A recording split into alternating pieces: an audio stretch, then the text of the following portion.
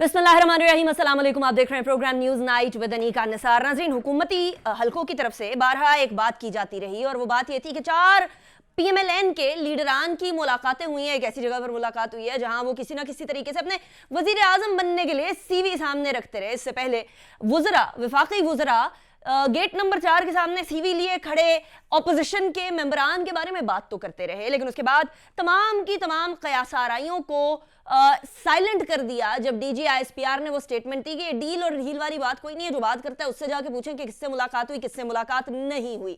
लेकिन उसके बावजूद भी कयासाराइयां बंद नहीं हुई और ये कयासाराइयां बढ़कर सोशल मीडिया पर इस नहज तक पहुंच गई हैं कि लोग प्रेसिडेंशियल फॉर्म ऑफ गवर्नेंस की बात करने लगे हैं, सिस्टम को, निज़ाम को तब्दील करने की बात करने लगे हैं। इंदिरा गांधी साहिबा से कंपेयर भी कर दिया एहसन इकबाल साहब ने। लेकिन इंटरेस्टिंग बात तो ये है कि ये तमाम कयासाराइयां इसके बावजूद कि फौज के बाकायदा तर्जुमान की तरफ से DG ISPR major general Babar Iftikhar साहब की तरफ से लास्ट उनकी जो प्रेस ब्रीफिंग हुई थी उसके अंदर इन कयासाराइयों को शट डाउन किया था। उसके बावजूद भी हुकूमती हलकों की तरफ से 4 लोगों की मुलाकात, डील ढील, तमाम मामलात जो हैं उसकी बात की जाने लगी। वो मशहूर ज़माना स्टेटमेंट आपको याद होगी फवाद चौधरी साहब की, जिसके अंदर उन्होंने कहा पहली सफ के अंदर बैठे हुए 4 लोग ऐसे हैं जो वजीर आजम के कैंडिडेट हैं।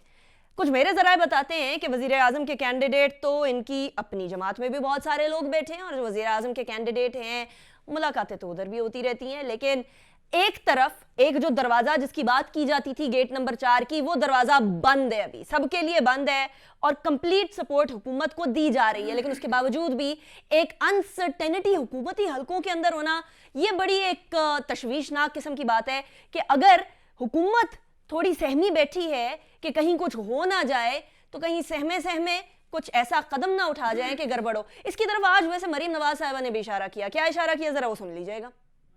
मैं इनके इमरान खान के स्टेटमेंट्स देखती हूँ, कोई पैनिक सिचुएशन है और इनके वज़रा के जो स्टेटमेंट्स आते हैं उससे मुझे ये साफ लगता है कि इनका जो अंजाम है वो बहुत करीब है। मुझे ये महीनों और हफ्तों की नहीं, चंद दिनों की बात नज़र आ रही है। भाई जितनी जल्दी पीडीएम को थी हुकूमत गिराने की, आवाम को है, मुझे लगता है उससे ज़्यादा जल्दी इस हुकूमत को खुद है अपने आप को गिराने। हुकूमत को जल्दी है गिराने की अपने आप को। अभी ये वाली बात तो बहुत बड़ी होती है कि अगर हुकूमत अपने आप को गिराने या अपने पाँव पे कुल्हाड़ा मारने लग जाए तो फिर उसको कौन बचा सकता है। फिलहाल अब तक 3.25 सालों के अंदर ऑपोजिशन कुछ नहीं कर सकी और मुझे अगले 2 सालों के अंदर भी ऑपोजिशन ऐसे हुकूमत को गिराती हुई नजर नहीं आ रही। इसलिए भी क्योंकि इस पॉइंट के ऊपर जहां ऑपोजिशन समझती है कि पाकिस्तान तहरीक इंसाफ ने पाकिस्तान को पहुंचा दिया है, कोई भी जमात इस टाइम पर पाकिस्तान को संभाल के पाकिस्तान तहरीक इंसाफ को सियासी शहीद भी नहीं बनाना चाहेगी।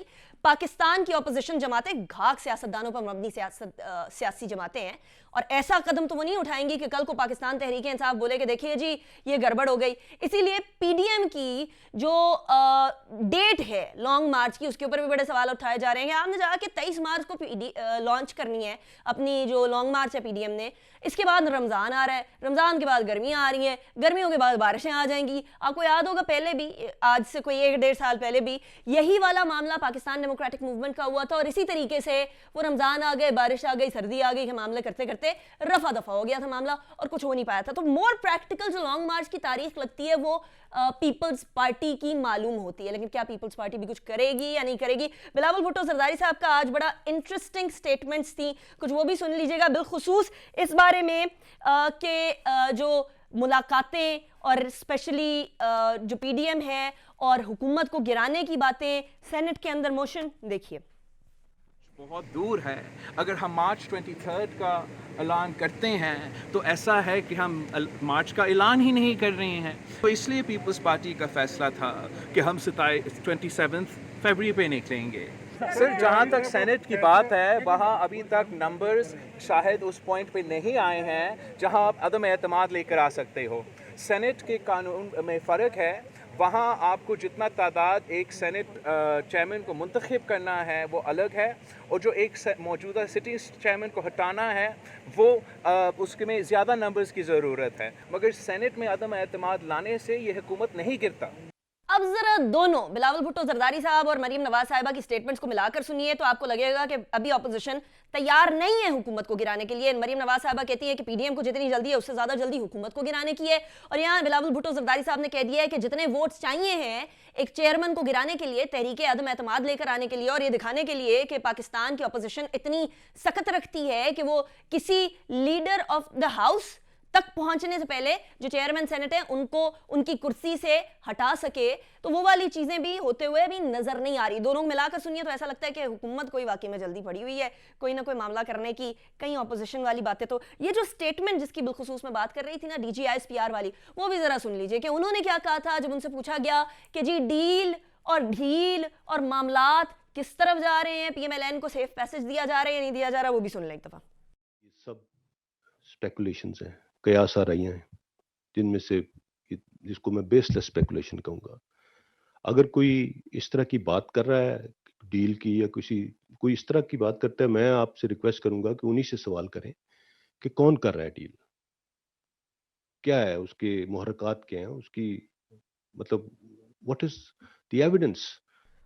What is the evidence? That is the main question। कि ऐसे डील की बातें करना और शोशा छोड़ देना हवा के अंदर बड़ा आसान है। अभी भी सोशल मीडिया के ऊपर, जिस तरह मैंने कहा कि प्रेसिडेंशियल फॉर्म ऑफ गवर्नमेंट की बातें हो रही हैं, शोशा छोड़ना आसान है लेकिन उसको प्रूव करना बड़ा मुश्किल हो जाता है। अच्छा, अब इसको इसके साथ भी जोड़कर जरा देखिएगा कि पाकिस्तान तहरीक इंसाफ की जो स्क्रूटनी कमेटी ने फॉरेन फंडिंग वाला केस है, उसकी स्क्रूटनी कमेटी की रिपोर्ट पब्लिक करने की बातें सामने आ गई हैं। अनवर मंसूर साहब से भी कुछ मुलाकात हुई, ECP के चेयरमैन के हवाले से कुछ स्टेटमेंट्स भी आई। That is also an important thing जो कि हम लोगों ने आज देखनी है। मैं अपने मेहमानों का तारुफ करवा दूं, उसके बाद फिर ब्रेक की तरफ जाएंगे। हमारे साथ इस्लामाबाद स्टूडियोज में शौकत बसरा साहब मौजूद हैं। शौकत बसरा साहब पाकिस्तान तहरीक इंसाफ के रहनुमा, बहुत शुक्रिया आपने ज्वाइन किया। It's a pleasure having you. Shaila Raza Sahab हमारे साथ मौजूद हैं, पीपल्स पार्टी से ताल्लुक रखती हैं, बहुत शुक्रिया शैला साहब आपने भी ज्वाइन किया। सेनेटर जावेद अब्बासी साहब PMLN के रहनुमा भी हमें ज्वाइन करेंगे। लेकिन अभी ब्रेक की तरफ जाएंगे, ब्रेक के बाद बाकायदा जो गुफ्तगू है उसका आगाज करेंगे। See you after the break.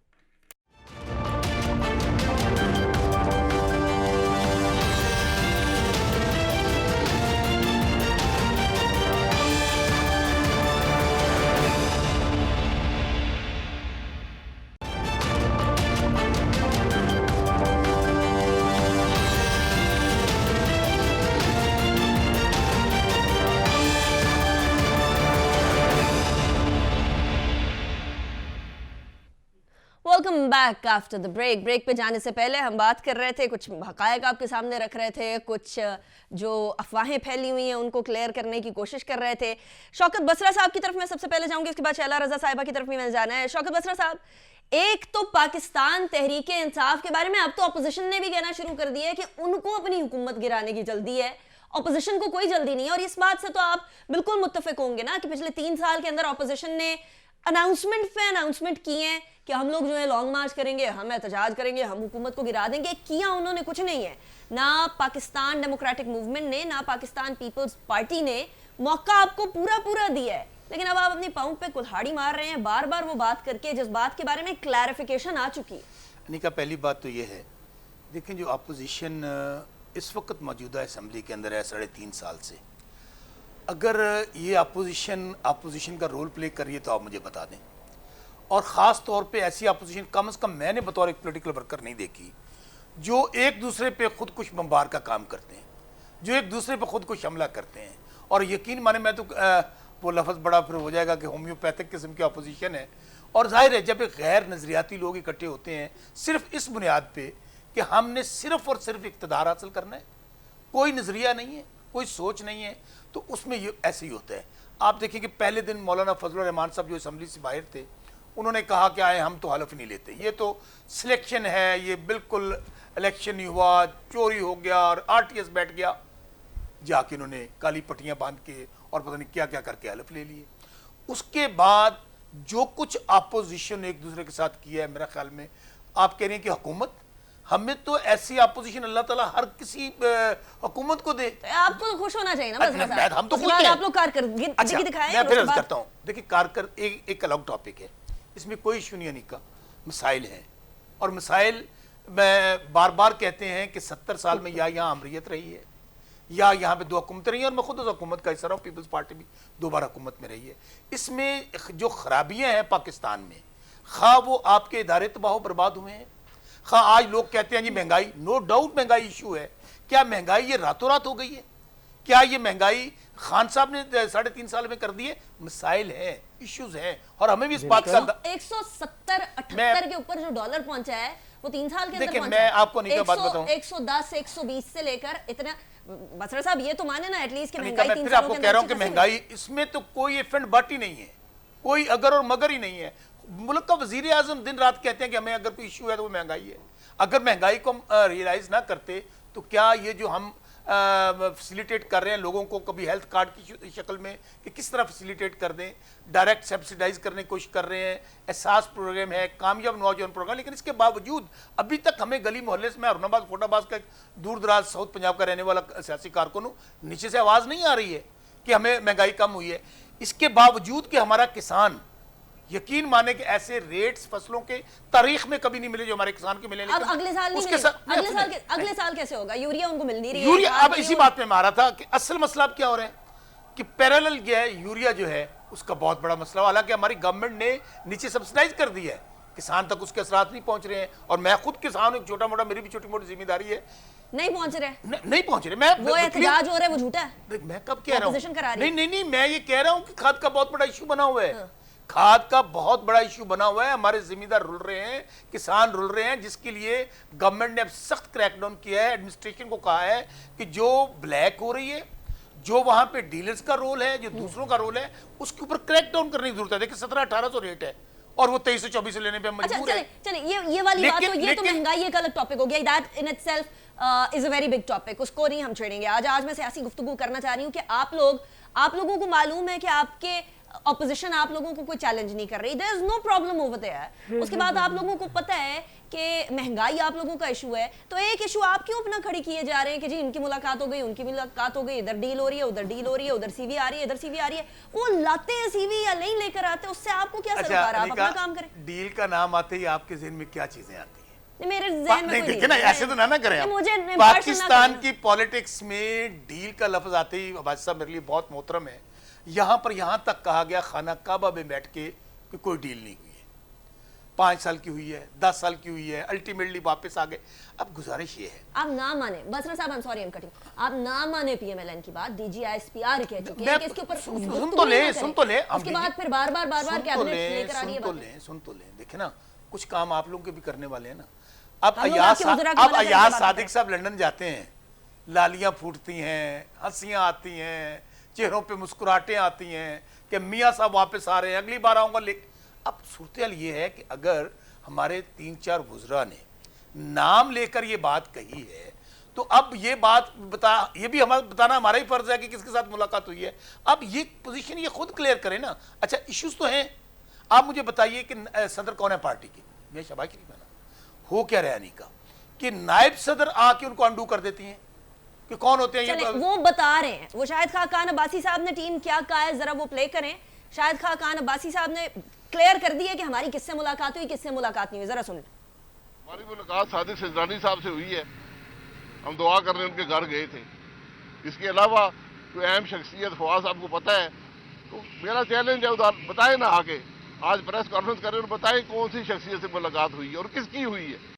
अच्छा, प्रेस कॉन्फ्रेंस हुई फिर फवाद चौधरी साहब की, बसरा साहब नाम नहीं उन्होंने बताया कि किससे हुई है, क्यों हुई है, कब हुई है, मतलब व्हाट इज गोइंग ऑन? अच्छा, अब अनिका, ये बात तो जाहिर है मैं भी नहीं जानता, फ्रेंकली स्पीकिंग मैं आपके सामने एडमिट कर रहा हूँ, मैं पार्टी का स्पोक्स पर्सन भी हूँ। लेकिन अगर फवाद साहब ने ये बात कही है और उसके बाद फैसल वाडा साहब ने, मैंने 2 चैनल्स पे उनको देखा है, 2-3 दोस्त हमारे उन्होंने बात की है, तो मेरे ख्याल में वो ही क्लैरिफाई कर सकते हैं, या अगर कोई क्लैरिफाई कर सकता है तो नून लीग कर सकती है, या तीसरा सोर्स क्या होता है, सहाफ़ियों से बड़ा सोर्स तो है कोई नहीं है। आप ज़राए से खबरें चला देते हैं, थोड़ा सा आप भी डिग आउट करें कि आखिर देखें धुआं वहीं से निकलता है जहाँ पे आग लगती है। ये नहीं हो सकता कि कुछ भी ना हुआ हो, कहीं आग कहीं और लगी होती है, धुआं कहीं और से भी निकल रहा होता है। बरसात साहब, हो सकता है ये वाला मामला भी वैसा ही हो कि आग कहीं और लगी है, धुआं कहीं और से उसका एग्जॉस्ट चला दिया हो। आग तो पहले दिन से लगी हुई है। इमरान खान जहां ये जीत जाएं, अगर ये प्रेसिडेंट बन जाएं, वजीर आजम बन जाएं, वहां पे आज तक सिर्फ इलेक्शन हुए हैं, इवन बाय इलेक्शंस में। चले, जहां इमरान खान जीत गया वहां पे सिलेक्शन है, वहां पे धांधली हो गई है, वहां आरटीएस बैठ गया। आप देखिए ना, पेशावर में हम लोग हार गए। सुनिए एक बात सिर्फ, पेशावर में हम लोग हारे ना, क्या इन्होंने कहा, वहां पे बड़ा फेयर एंड फ्री इलेक्शन हुआ है।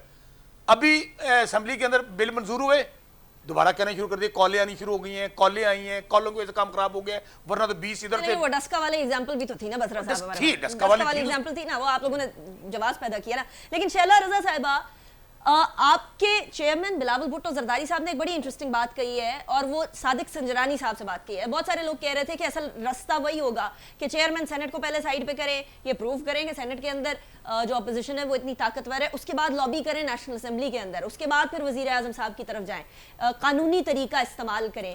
लेकिन जो बड़ी इंटरेस्टिंग बात मुझे ये लग रही है, वो ये लग रही है कि पाकिस्तान पीपल्स पार्टी पीडीएम से जुड़ते हुए नजर नहीं आ रही या साथ बैठते हुए नजर नहीं आ रही। पीडीएम ने कुछ इंदिया दिया था, लेकिन अब कुछ बयानात ऐसे आए हैं जिससे लगता है कि जैसे वो भी पीपल्स पार्टी के साथ मिलकर बैठेंगे नहीं। ऑपोजिशन जब तक इकट्ठी ना हो तो फिर हुकूमत को ये कहने का मौका नहीं मिलता रहेगा कि देखें जी होम्योपैथिक ऑपोजिशन।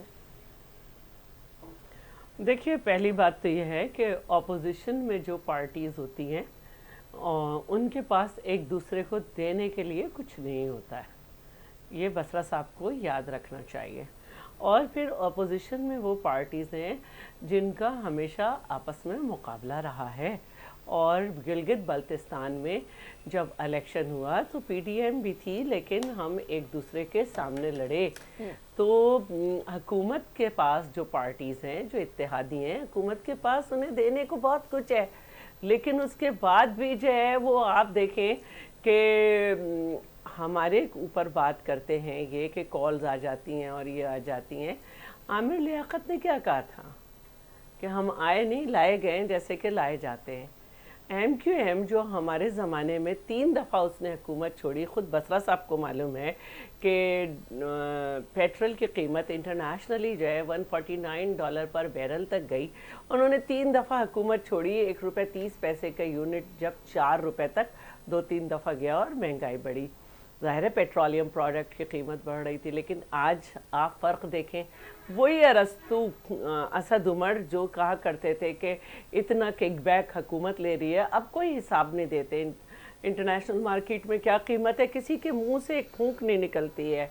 तो बात यह है कि ऑपोजिशन जो है उसने पीडीएम बनाई थी, तो उसके नुकात अगर इन्हें याद हो तो पहला ही नुक्ता जो था 26 में, उसमें यह था कि हुकूमत की मुल्क दुश्मन और अवाम दुश्मन पॉलिसीज़ के ख़िलाफ़। 10वां पॉइंट जो था उसमें ज़रूर ये बात थी कि इंतकामी कार्रवाइयों के तौर पर जिन लोगों को अरेस्ट किया जा रहा है उनके लिए भी हम बात करेंगे।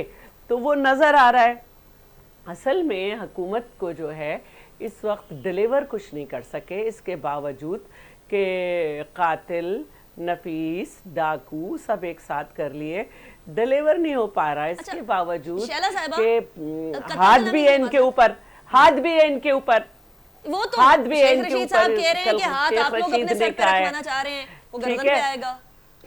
हमारे तो हमेशा गले पे ही रहा है। अब बसरा साहब को मालूम है, अब ये शायद घबरा गए तो इन्होंने कहा सर वालों के पास चले जाओ।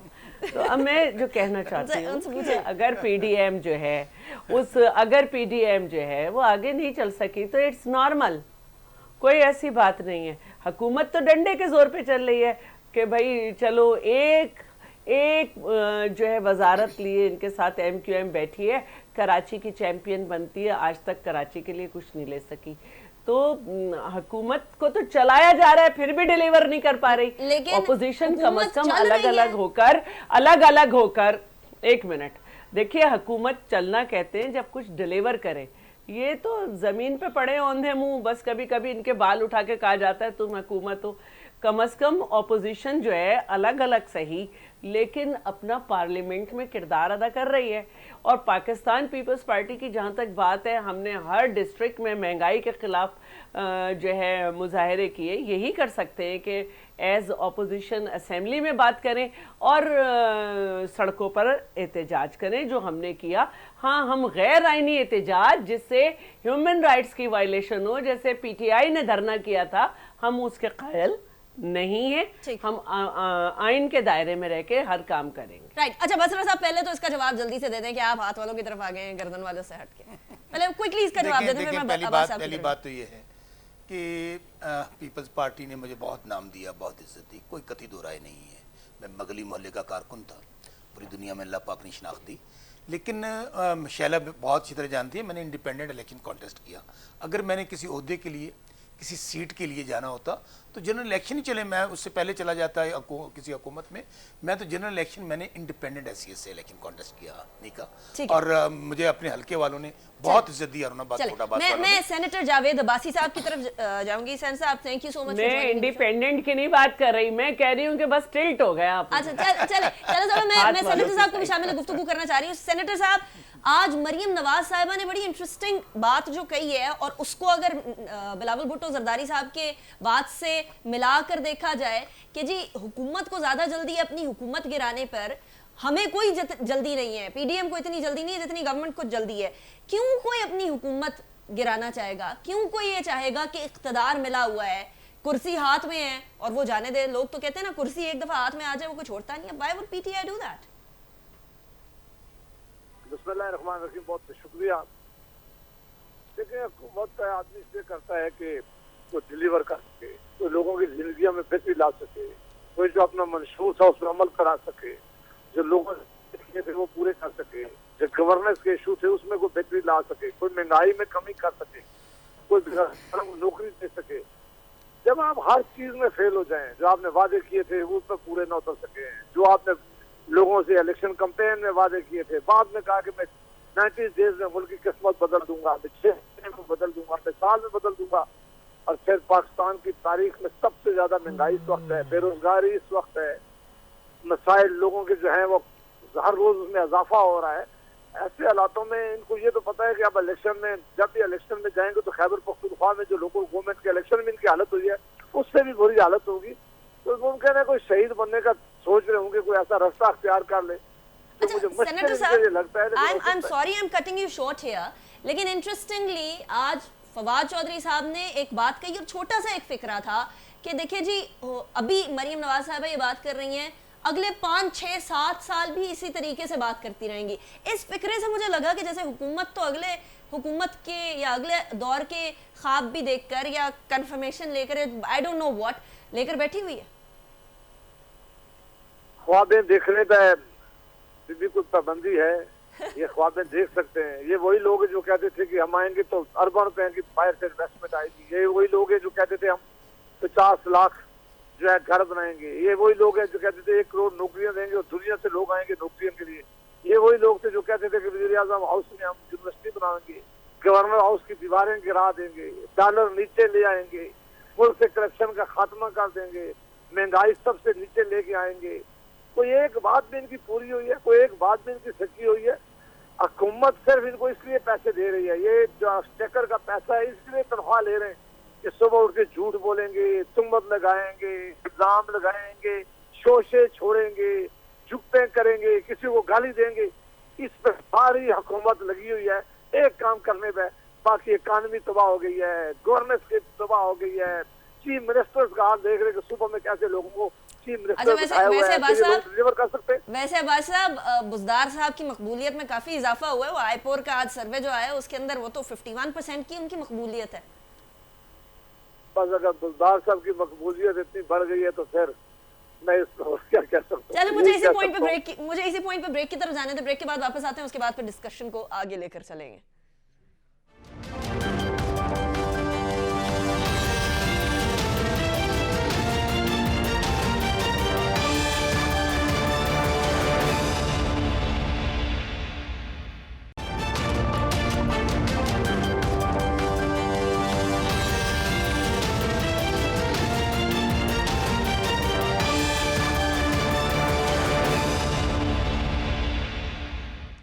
Welcome back after the break. Shaukat Basar साहब, थोड़ी देर पहले जावेद अब्बासी साहब की बात आपने सुन ली है, मुझे दोहराने की जरूरत नहीं है कि ख्वाहिशें तो होती हैं ना, सबकी ख्वाहिशें होती हैं, कोई नहीं, ख्वाहिश करने दें, अगले टर्म की भी ख्वाहिश करने दें, बाकियों को भी करने दें, आप भी करें ख्वाहिश, कोई मसला नहीं तो है। मैं बिल्कुल अब्बासी साहब की इस बात से इत्तेफाक करता हूँ कि ख्वाबों पे और ख्वाहिशों पे ना टैक्स लगता है ना पाबंदी है, इसीलिए तो ये 3.5 साल से ख्वाब भी देख रहे हैं। आप लोगों को उनके ख्वाबों पे मसला हो रहा है ना, आप कहते हैं मुलाकातें कर रहे हैं, आके हर बार आप कहते हैं आगे सफों वाले। मुझे अपनी बात करने देना, वो तो अपना स्टांस ले रहे हैं ना। देखिए कितनी इंटरेस्टिंग सिचुएशन है, मैं आपको ब्रेक में ही बता रहा था कि ऐसी अपोजिशन है जो एक दूसरे को गिराने के लिए और जीरो करने के लिए और बराबर करने के लिए भाई एक दूसरे के खिलाफ। ऐसी हुकूमत है, अच्छा सुन तो ले ऐसी शैला हुकूमत बहन, है कि उसकी शैला सारी बहन बात तो सुने। कारकर्दगी जीरो है।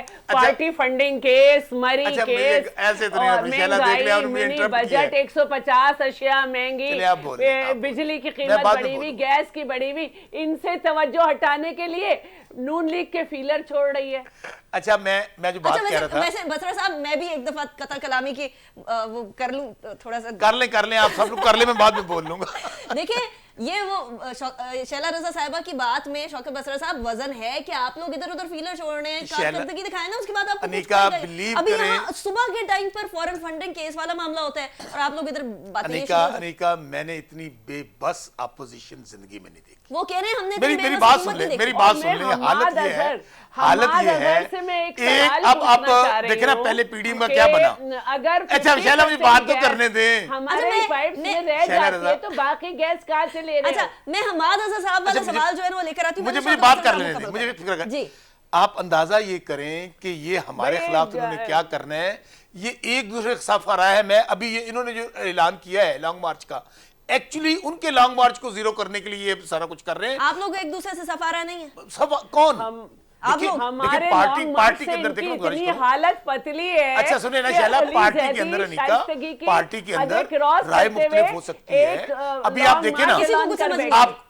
मैं बात कर लूं, आपको याद हो अनिका कि जब अभी अभी बाकी छोड़ देते हैं, अभी जब हमने बिल पेश किया, आपको याद है क्या कहा जा रहा था?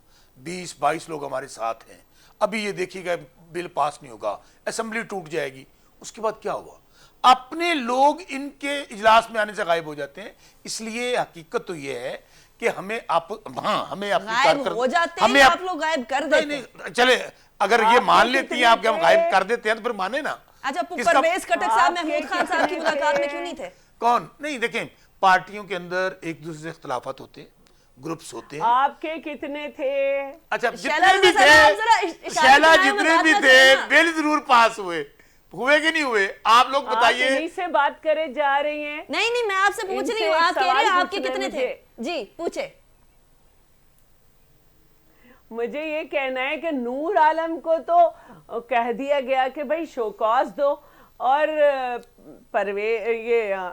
शेख रशीद और परवेज खटक शोकॉज तो इन्हें मिलने चाहिए। उन पे खान साहब लेपियां लगा रहे हैं कि परवेज खटक के काम को जब समझेंगे, जब हुकूमत चली जाएगी, बाद में समझ आएगा, ये वो।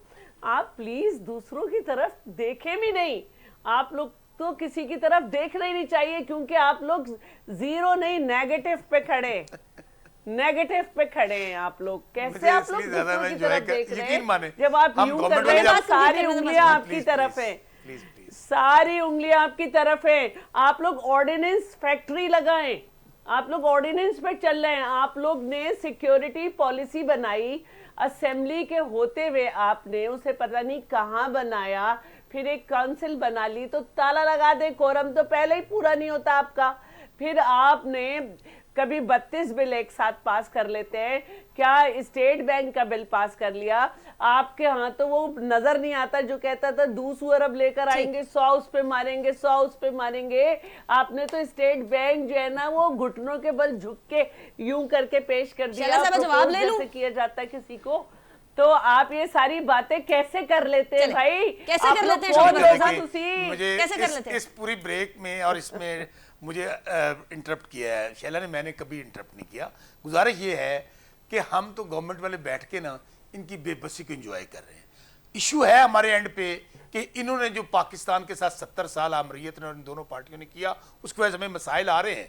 लेकिन इंशाल्लाह हमें खुदा पे यकीन है कि चीज़ें राइट डायरेक्शन पे, इसके बावजूद कि कोविड की वजह से पूरी दुनिया में इकोनॉमीज एक्सपोज हुई हैं, हम तो फिर थर्ड वर्ल्ड कंट्री चलें, हैं। ठीक। इसके बावजूद मैं कहूँ अनिका, जी। मैं देख रहा हूँ आने वाले दिनों में हमारा कंस्ट्रक्शन सेक्टर, हमारा एक्सपोर्ट सेक्टर, हमारा जिम्मेदार, ये खाद का इशू आया है, ठीक। मेरी गुजारिश सुन लें, इंशाल्लाह चीजें चलो, बेहतरी की वक्त तरफ खत्म। बढ़ेंगी जब खास तौर पे हेल्थ कार्ड के असरात नीचे जाएंगे, जब वक्त सब्सिडाइज खत्म जैसे हुआ है ऐसे इनकी मुद्दत खत्म हो जाएगी, कुछ नहीं होगा। चले आप उनकी क्योंकि आपसी कभी लड़ाई अगली एंजॉय मुद्दत करें, कभी ये कोई आप लोगों नहीं। की बेबसी एंजॉय कर रहे हैं। अवाम आप लोगों का मुंह देखेगी कि ऑपोजिशन की अगली मुद्दत भी साड़ी है शैला, अगली हुकूमत भी आपकी है। ये पॉइंट नोट करके रखे शैला साहबा, अगर अगली हुकूमत हुई ना तो फिर बसरा साहब से अपने भाई मुद्दत और इद्दत में फर्क है। चले इसी के साथ शैला रजा साहबा, thank you so much for joining me the show. Shaukat Basra साहब बहुत शुक्रिया, सेनेटर जावेद अब्बासी साहब बहुत शुक्रिया, आपने हमें ज्वाइन किया। नाज़रीन, आखिरी सेगमेंट में आखिरी टॉपिक अभी हम लोगों को चंद मिनट के अंदर डिस्कस करना है, और वो ये कि एक बड़ी गंभीर सिचुएशन बनती जा रही है, बड़ी परेशान कुन सिचुएशन बनती जा रही है भारत के अंदर। पाकिस्तान के मुखालिफ नारे तो लगते थे, लेकिन अब भारत के अंदर रहने वाले मुसलमानों के मुखालिफ नारे लगने लगे हैं, और ये नारे जो हैं ये इस कदर बढ़ गए हैं कि डॉक्टर ग्रेगरी स्टैंटन, जो कि जेनोसाइड वॉच के फाउंडर भी हैं और उसके सरबराह भी हैं, वो वही शख्सियत हैं जिन्होंने रवांडा के अंदर जो 1994 के अंदर जेनोसाइड हुआ उसकी खबर बहुत पहले दे दी थी, और अब वो इंडिया के अंदर जेनोसाइड होता हुआ देख रहे हैं। इससे पहले 2019 के अंदर जेनोसाइड वॉच ने 5 अगस्त के इक़दामात के बाद कश्मीरियों के हवाले से बिलखुसूस जेनोसाइड की वार्निंग दी थी, और अब वो इम्पेंडिंग जेनोसाइड देख रहे हैं पूरे भारत के अंदर मुसलमानों के हवाले से। ये बड़ी सिचुएशन बहुत अलार्मिंग है, पूरी दुनिया की नजरें इसकी तरफ बढ़नी चाहिए। लेकिन जो शख्स ये तमाम करवा रहा है या जिसकी सरबराही कर रहा है उसका नाम है नरेंद्र मोदी। नरेंद्र मोदी साजिशी दिमाग है, साजिशें करने में तो कामयाब, लेकिन जब बात करने की बारी आए और बड़कों से हट के जब स्टेटमेंट ऐसी देने की बारी आए जिस स्टेटमेंट के कोई मंतक हो, कोई मीनिंग हो, कोई उसके पीछे बैकग्राउंड हो, कोई उसके पीछे नॉलेज हो, तो फिर जबान लड़खड़ा आ जाती है। पहले आप सुनिएगा नरेंद्र मोदी साहब के साथ वर्ल्ड इकोनॉमिक फोरम पे हुआ क्या। हम भारतीयों का टेम्परामेंट, हम भारतीयों का टैलेंट, जिस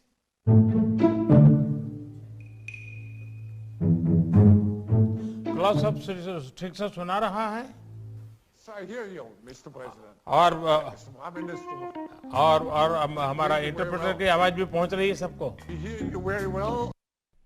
आवाज तो सबको पहुंच रही थी, लेकिन शायद नजर से वो जो टेलीप्रॉम्प्टर लगा होता है, सारी चीजें जो पढ़ रहे होते हैं वो जरा आंखों तक नहीं पहुंच रही थी, और आंखों से फिर दिमाग भी तो थोड़ा सा खाली होता हुआ नजर आ रहा था। लेकिन बहरहाल यही नरेंद्र मोदी जो कि बड़े अरसे से आर्टिकल 370 और 35A की एब्रोगेशन की प्लानिंग किए बैठे थे, कश्मीर के अंदर मजालिम ढाने के लिए तैयार बैठे थे, वही नरेंद्र मोदी की हालत और असलियत जब सबके सामने आती है, जो बढ़ के मारते हैं कि मेरी जो है वो पता नहीं कितने इंच की छाती है, और जी मैं जो हूं वो पता नहीं पाकिस्तान को क्या धूल चटाऊंगा, और जब भी सियासत की बात आती है तो उसके बाद कोई ना कोई इस तरह का प्लान अटैक कर दिया जाता है जिसके अंदर फिर अर्नब गोस्वामी के मैसेजेस आते हैं, तो समझ आती है कि असल में साजिशी अनासिर ही हैं जो कि पाकिस्तान के मुखालिफ या पाकिस्तान के हवाले से प्लानिंग करके अपनी सियासत को चमकाना चाहते हैं। Now point to be noted over here is जो कि डॉक्टर ग्रेगरी स्टैंटन ने बोला जेनोसाइड वॉच के, वो सुनिएगा कि कितनी अलार्मिंग सिचुएशन है भारत के अंदर।